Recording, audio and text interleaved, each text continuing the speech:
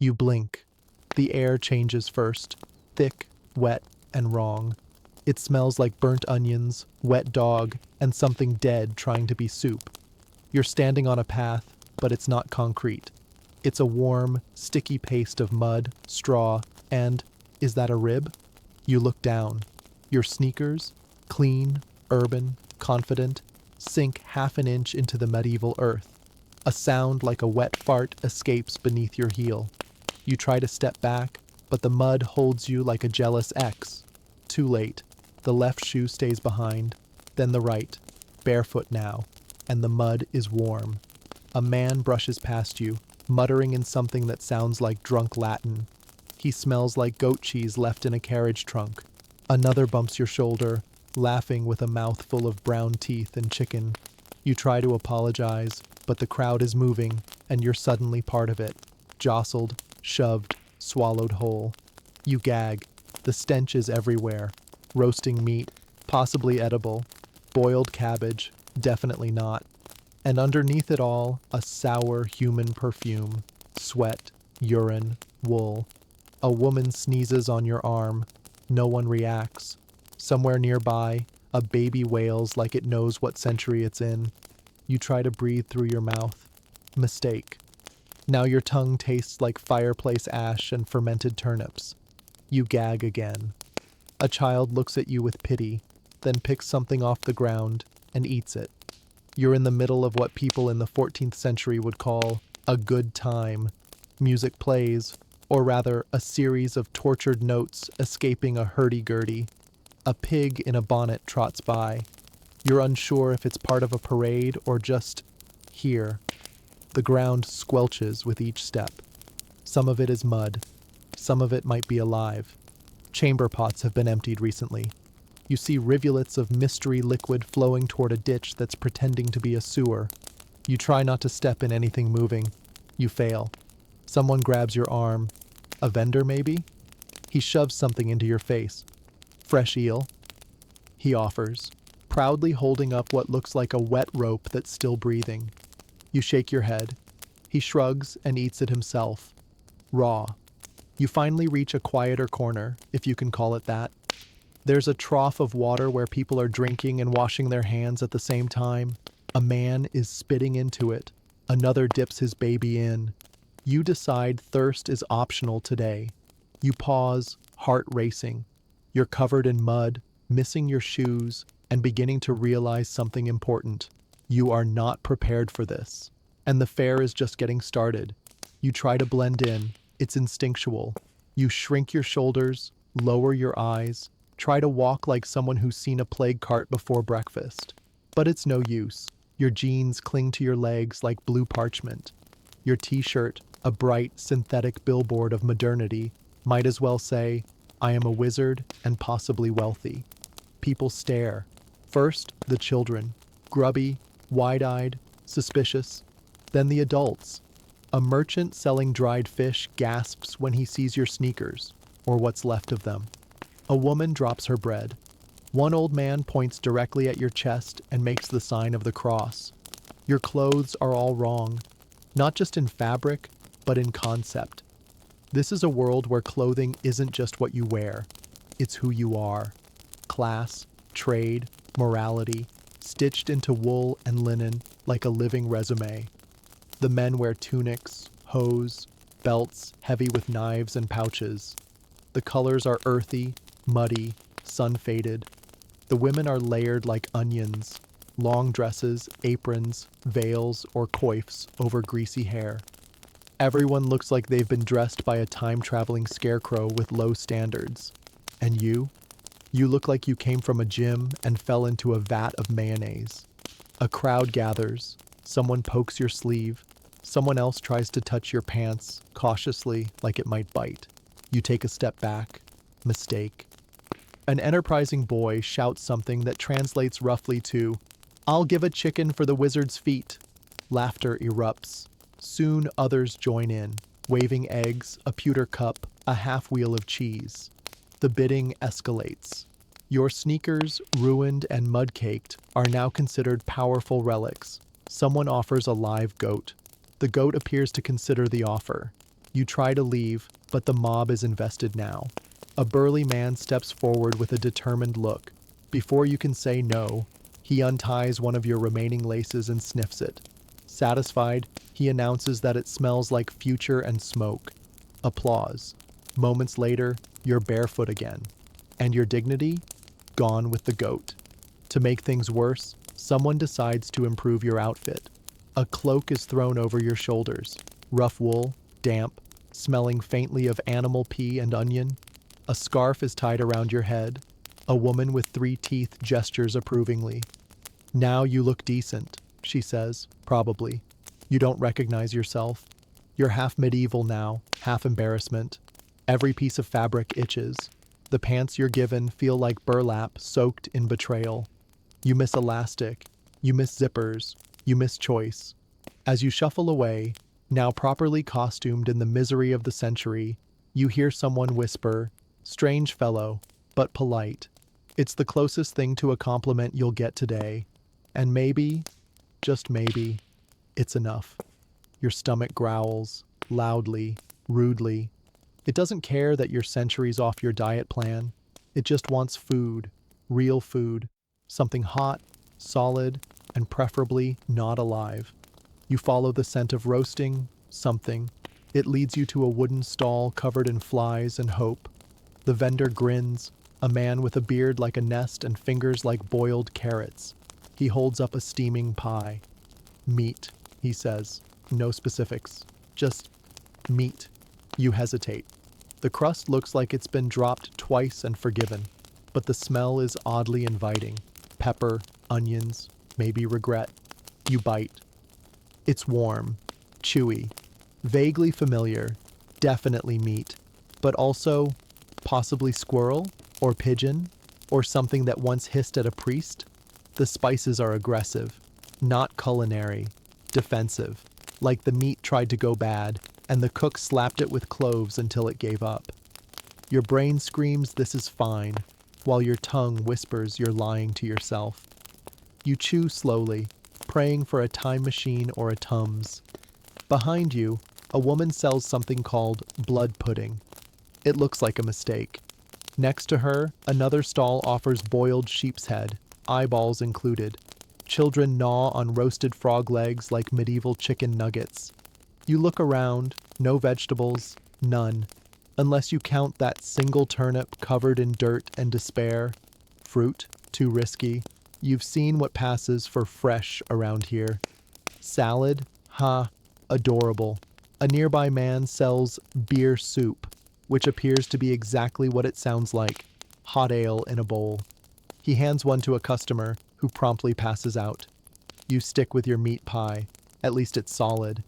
You hope. Thirst kicks in. You ask for water. The vendor laughs. "Only for washing," he says, pointing to a barrel filled with floating leaves, something wiggling, and what might be a frog. You settle for ale. Everyone drinks it. Children, monks, pregnant women. It's weak, flat, and tastes like bread gone sour, but at least it doesn't try to murder you. Immediately, your stomach gurgles. Could be digestion, could be rebellion, and now you understand. Eating here isn't nourishment, it's Russian roulette, with meat.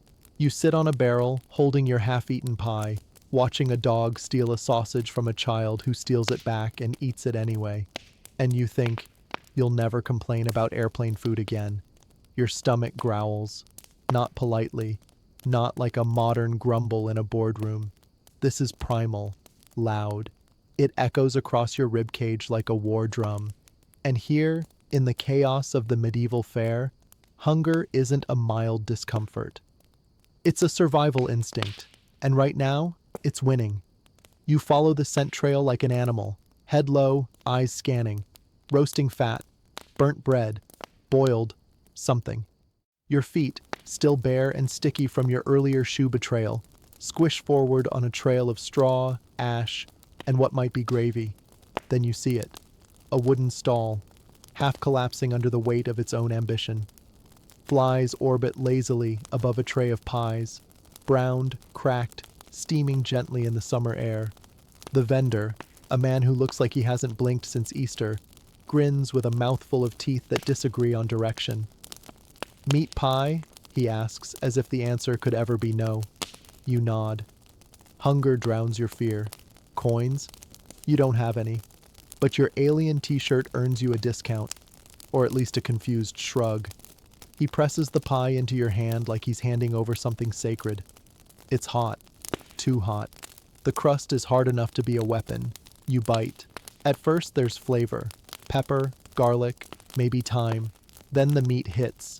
It's warm, stringy, and deeply ambiguous. It might be beef, might be crow, might be something that once made eye contact. You pause.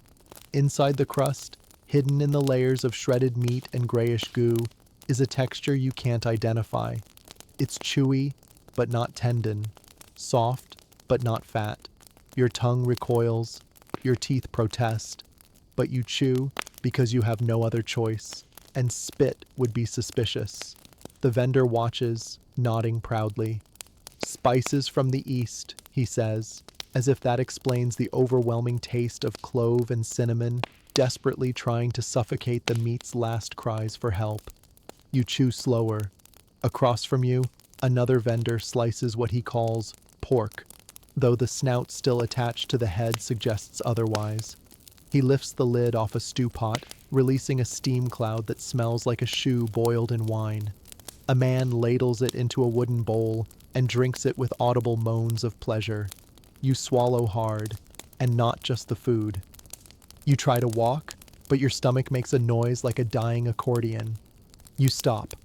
To your left, a group of women sells blood cakes. Dark, gelatinous, still warm.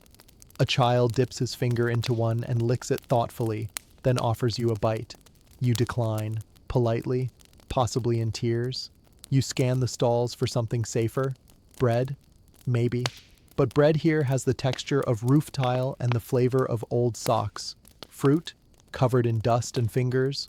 Vegetables? Suspiciously absent, unless you count that one limp onion tied to a string. A man next to you drinks from a mug. You ask for the same. He hands it over. Ale. Warm. Flat. Foamy. It tastes like regret. You nod in thanks anyway, because the water looks worse. A nearby child splashes in a puddle, then drinks from it. You hear your immune system scream. You sit. On a barrel, probably filled with fish or nails or shame. You breathe slowly. Your stomach churns with potential. The pie settles in like a hostile tenant. You wonder if you've just eaten your last meal. Ever. Someone passes by eating a sausage that's so black it reflects light. Another chews a stick coated in what looks like hardened honey and feathers. A man bites into a boiled egg that might be older than you are. You think of your fridge, your snacks, your sodium-free instant noodles. You'd kill for a banana, a clean spoon, even a gas station sandwich. Instead, you are here, barefoot, slightly greasy, and digestively uncertain. The vendor waves at you. "You liked it, eh?" he asks. You give a thumbs up, weakly. The meat pie stares back at you from the inside. You swear it moves. You hear the crowd before you see it. Laughter, screams, something between a cheer and a warning. You follow the noise, still clutching your confused intestines, and push your way through a knot of bodies packed so tightly, you feel the collective breath of 12 strangers on your neck. There's a stage, or what passes for one. Wooden planks thrown together like someone was dared to build it blindfolded. On it, a jester in yellow and green flops like a deranged puppet. His bells jingle as he juggles knives with a level of confidence that feels entirely unjustified. He makes a joke, something about a priest, a pig, and a bucket. You don't understand the punchline, but the crowd erupts in laughter. A woman behind you snorts so hard she chokes on her mead. A man next to you slaps his thigh with such force he drops his sausage into the mud. No one mourns it. Then the bear arrives. You hear the chain before you see the beast, a rusty clank, rhythmic, ominous. The jester bows, the crowd parts, and out lumbers a massive brown bear wearing a collar of bells and what looks like lipstick. It stands on hind legs, dances, sort of. You freeze. Someone behind you yells, "Dance, beast!" The handler cracks a whip. Not theatrically, really. The bear flinches, growls, obeys. A few kids cheer.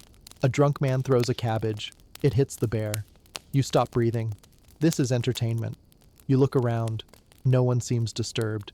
Children clap. Adults sip ale. A friar hums. The bear drools. Then comes the execution. A man is dragged forward, shirtless, bleeding. His crime? Theft, they say. Bread or maybe a coin. Details aren't important here. Justice is a performance. The punishment is public. Always. Humiliation is as important as the wound. They tie him to a post. A nail is produced. Long, rusty, bent. Someone holds his ear against the wood. You look away. Too late. The hammer falls. 1, 2, 3 strikes. The man screams. The crowd barely reacts. The jester makes a joke. The bear watches, unimpressed. You taste bile. No one moves to help. This isn't cruelty, not to them. It's order. It's the system. It's Tuesday. You stagger back. A man bumps you and apologizes in a dialect you don't understand. His breath is like fermented despair. You nod. He nods. The show continues. Next comes a puppet show. Grotesque caricatures of devils and saints, full of fart jokes and oddly accurate theological satire. Children laugh. You don't. You can't. You realize something. In this time, fear is communal. Pain is currency. Laughter is a shield, and you're unarmed. You try to leave. A juggler blocks your way, tossing apples, knives, and, is that a skull? He winks at you. You don't wink back. Finally, you escape the square. The noise, the bear, the nails. Your hands shake. Not from fear exactly, but from a deep, disorienting empathy. And maybe from the pie. You need a break. From bears, from nails, from existential questions wrapped in pie crust. So you wander, and somehow you stumble into the market. It doesn't announce itself. There's no grand arch or sign. 1 minute you're stepping over a sleeping dog. The next you're in a labyrinth of stalls, carts, shouting voices, and an overwhelming aroma of sweat, garlic, and fish that dreams of being cheese. Commerce here is not polite. It's not organized. It's a full contact sport. A merchant screams about spices while waving what might be a dead lizard. Another yells, "Shoelaces for souls," and you realize he means souls. Or at least, you hope. You pass a woman selling turnips the size of fists and the color of regret. She holds one up like it's treasure. Another man displays boots made of questionable leather, possibly goat, possibly uncle.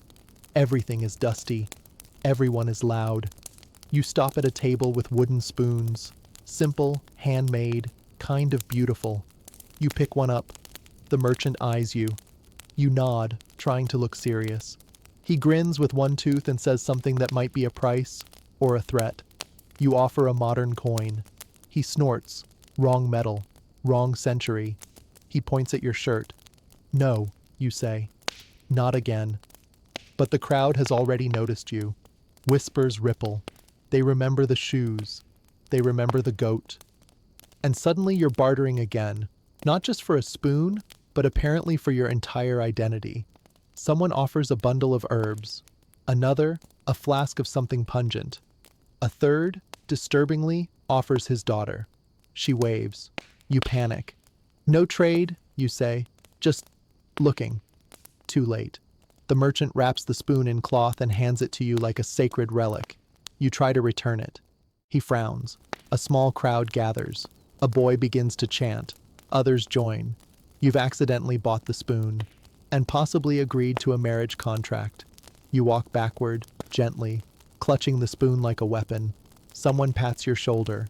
Another calls you Sir Spoon. You don't stop to ask why. You dive into another row of stalls. Here, the goods get stranger. Dried animal parts, bottles of colored powders, tiny skeletons labeled with symbols you don't recognize. A man claims to sell love spells. His breath smells like melted onions. You nod politely and flee. You pass a game stall where men throw knives at a board painted with a bishop's face. The winner gets a pie. The loser keeps playing. Pickpockets bump your ribs like moths in a crowded drawer. You feel hands brush your hips, your sleeves, your hair. You check your pockets. Gone. Your pen, your gum. Somehow, your spoon is still there. A miracle. Suddenly, shouting. Two vendors fighting. Over space, over a customer, over the last eel. They push, then punch. A crowd forms instantly. Some cheer. One woman sells cider to spectators. You edge away toward what looks like a calmer corner. A stall with books. Real books. Old, cracked, mysterious. The vendor peers at you through thick lenses. You read? He asks. You nod, desperately. He hands you a parchment. You can't read it. Latin, maybe. Or nonsense. But for a moment it feels grounding, familiar. Words, paper, ink. You miss those things. You offer your watch. He holds it, squints, twists a knob, watches the hands spin. Witchcraft, he murmurs, then smiles. I'll trade it for this. He hands you a manuscript, bound in leather, smelling of smoke, mold, and something sad. You agree. Of course you agree. You leave the stall clutching your new treasure. You still have no shoes. Your shirt is half traded. You may be accidentally engaged, but you have a book. Progress. And then someone screams, fire. Chaos erupts. A cart has tipped. Candles fell. Fabric caught. People scatter. Buckets fly. A dog howls. Someone throws wine at the flames. Wrong choice. Flames climb higher. You duck behind a crate. The manuscript is safe. You're coughing. Smoke stings. A man in a chicken mask runs past you with a lute. Eventually the fire dies. Or moves on. You emerge, covered in soot, blinking. You're still in the market. You're still in the past. And you're beginning to realize you may never fully leave either one. You decide to keep your head down. Literally. Eye contact, you've learned, is dangerous. Especially with anyone wearing fur that doesn't look hunted or wool that isn't patched. Those people, the cleanish ones, with straight postures and rings that look inherited, they're nobles. And in this time, talking to a noble without invitation is like stepping on a king's bunion, a fast way to lose teeth or freedom. So you walk like a servant, hunched, quiet. You try to look dirty enough to be ignored. It almost works. Until you sneeze. A loud, unexpected 21st century sneeze. One of those back-of-the-throat, full-body, soul-exercising sneezes. You try to cover it. Too late. People stop. A child gasps. A man mutters something and makes the sign of the cross. Then the sign of something else you don't recognize. A woman points. Possessed, she whispers. Loudly. You laugh nervously. Mistake. Your laugh sounds modern. Too open, too relaxed. You realize too late. Laughter here is a privilege. It belongs to jesters, drunks, and people too stupid to fear the world. Not strangers with strange clothes and sneezes that echo like prophecy. Someone grabs your arm. She's old, wrinkled like baked parchment, eyes sharp. She sniffs you. Actually sniffs you. Devil's breath, she says. No, you answer. Just allergies. No one knows that word. It sounds Latin, which, ironically, makes it worse. A small crowd gathers, whispers, stares. Someone sees the freckle on your wrist, points. Witch mark, they say. You look down. It's a birthmark. You've had it forever. It never meant anything. Until now.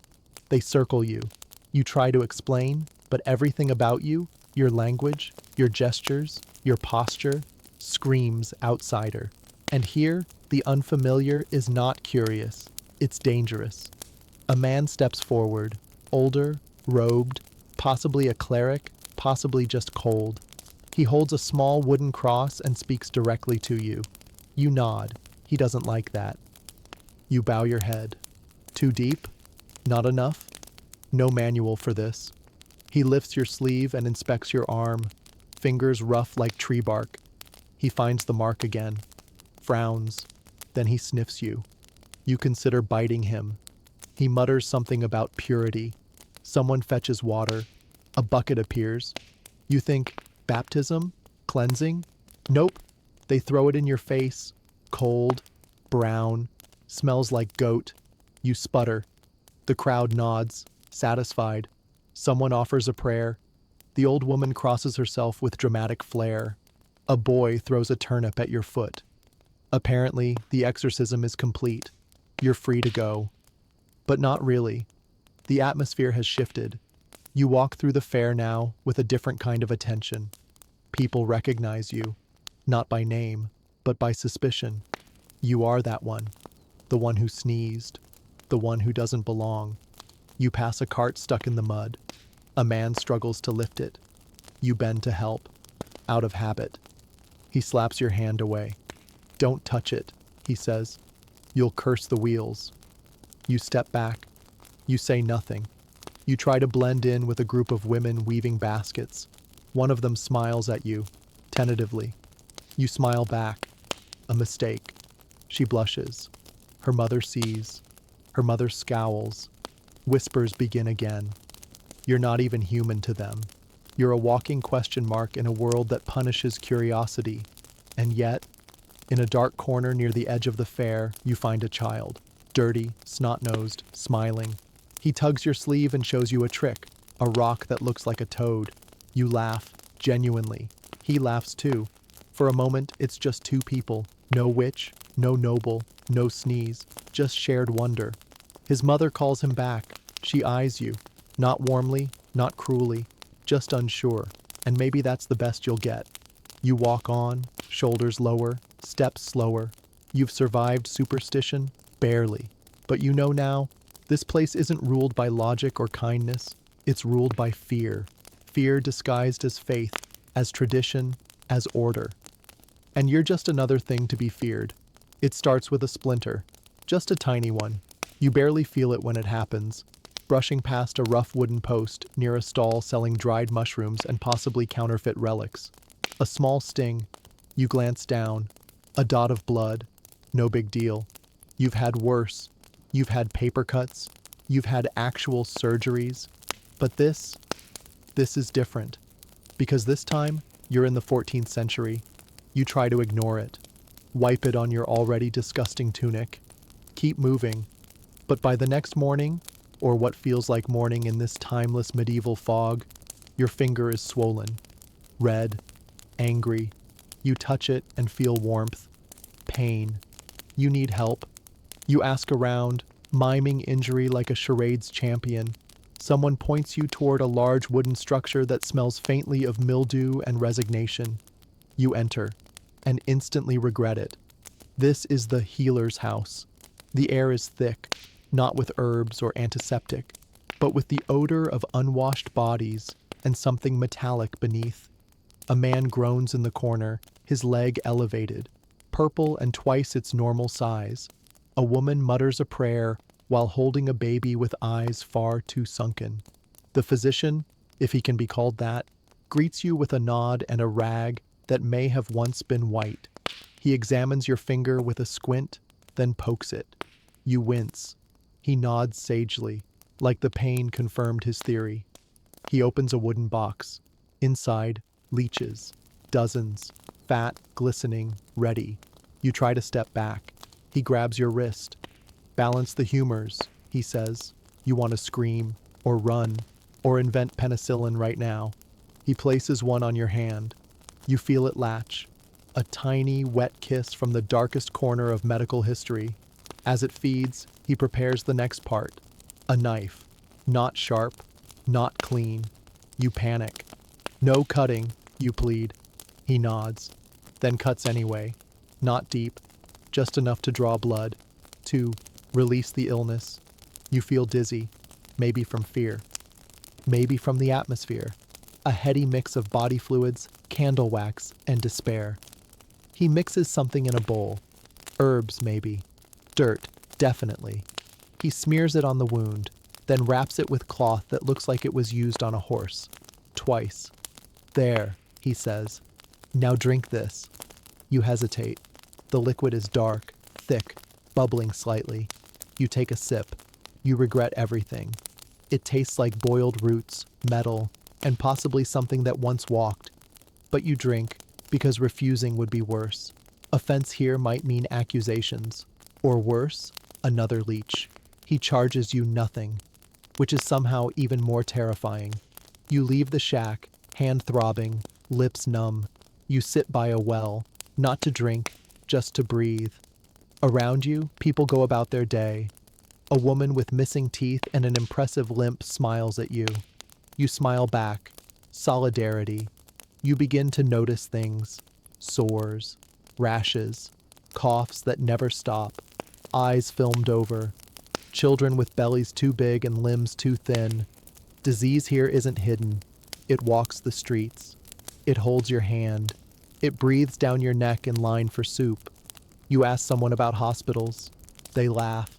Monasteries sometimes take the sick, but mostly the rich, or the lucky, or those about to die. Healing is a gamble. Most people rely on prayers, potions, or superstition.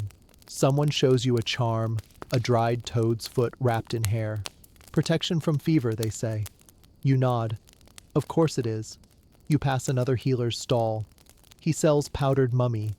Real or fake, you don't ask. Another offers a tonic made with snake bile. It glows. You keep walking. That night, you watch a man cough blood into a handkerchief. He folds it, puts it back in his pocket. You think about your wound. You check it. Still red, still tender, but not worse. You hope. You sit under a tree. Wrap your cloak tighter. Try not to touch anything. And you realize something simple, brutal, and deeply humbling.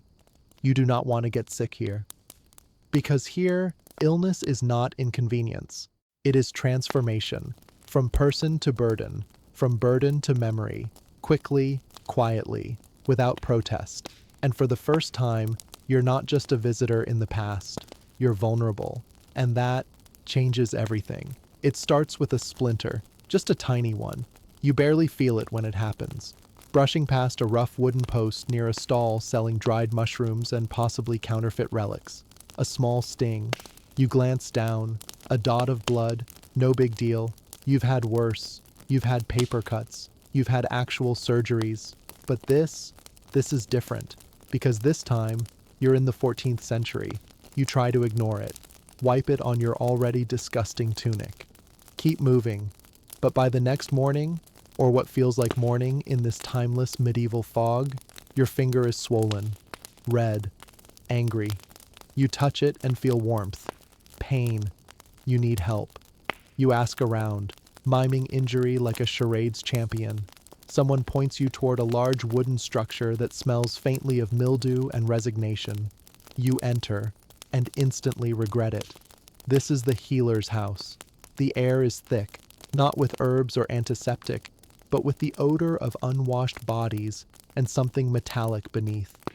A man groans in the corner, his leg elevated, purple and twice its normal size. A woman mutters a prayer while holding a baby with eyes far too sunken. The physician, if he can be called that, greets you with a nod and a rag that may have once been white. He examines your finger with a squint, then pokes it. You wince. He nods sagely, like the pain confirmed his theory. He opens a wooden box. Inside, leeches. Dozens. Fat, glistening, ready. You try to step back. He grabs your wrist. Balance the humors, he says. You want to scream, or run, or invent penicillin right now. He places one on your hand. You feel it latch. A tiny, wet kiss from the darkest corner of medical history. As it feeds, he prepares the next part. A knife. Not sharp. Not clean. You panic. No cutting, you plead. He nods, then cuts anyway. Not deep. Just enough to draw blood, to release the illness. You feel dizzy, maybe from fear, maybe from the atmosphere. A heady mix of body fluids, candle wax, and despair. He mixes something in a bowl. Herbs, maybe. Dirt, definitely. He smears it on the wound, then wraps it with cloth that looks like it was used on a horse. Twice. There, he says.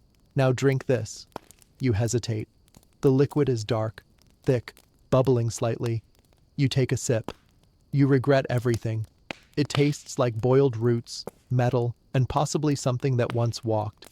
But you drink because refusing would be worse. Offense here might mean accusations. Or worse, another leech. He charges you nothing, which is somehow even more terrifying. You leave the shack, hand throbbing, lips numb.